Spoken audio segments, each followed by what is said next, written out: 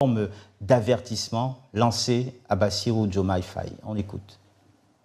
Malgré ce raté, malgré ce faux départ par rapport à la nomination du Premier ministre, PASTEF, qui est la formation politique, et c'est inédit dans les annales politiques de ce pays et peut-être du monde, qui est la formation politique à la fois majoritaire dans l'opposition et au pouvoir,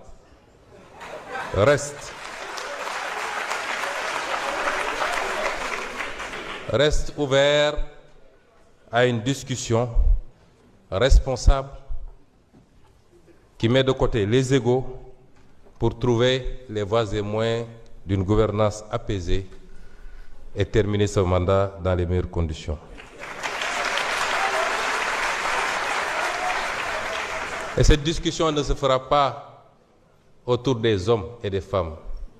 Elle se fera autour des orientations et du programme.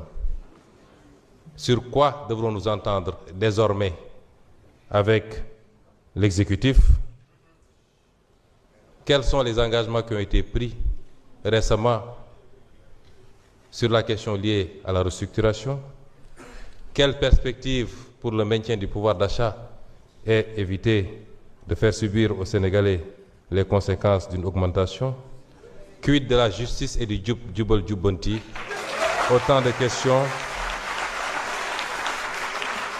questions qui devront fonder les discussions s'il en est avec le président de la République pour pouvoir envisager de continuer à l'accompagner dans la sérénité, le parti, l'Assemblée nationale, les majorités que nous détenons aussi bien dans l'opposition qu'au niveau de l'exécutif.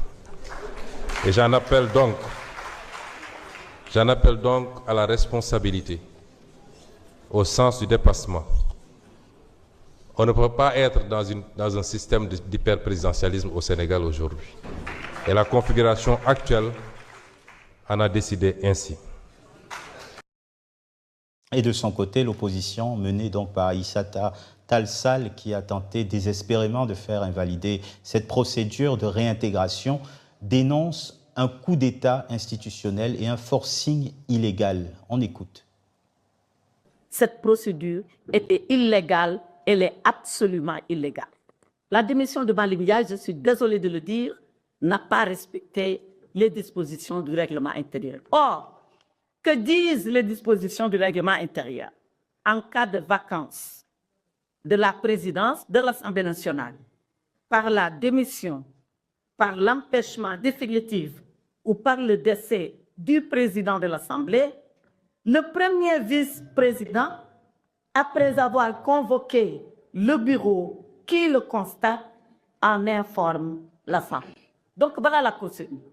Si le président démissionne, c'est le premier vice-président qui convoque le bureau fait constat que le président a démissionné et invoque l'Assemblée. Et l'Assemblée, c'est la plénière. Comment Malick Ndiaye a démissionné? Il n'a pas tenu informé le premier vice-président. Le premier vice-président n'a pas fait le constat auprès du bureau et on n'a surtout pas réuni la plénière. Le président Malick Ndiaye s'est contenté de lire une lettre de démission. Ça, il nous a dit, à partir de ce moment, je ne suis plus le président de l'Assemblée nationale. Donc, cette démission du président Malick Ndiaye, au regard de l'article 15 dont je viens de vous donner lecture, elle est nulle et non aveugle. Mais elle est surtout dangereuse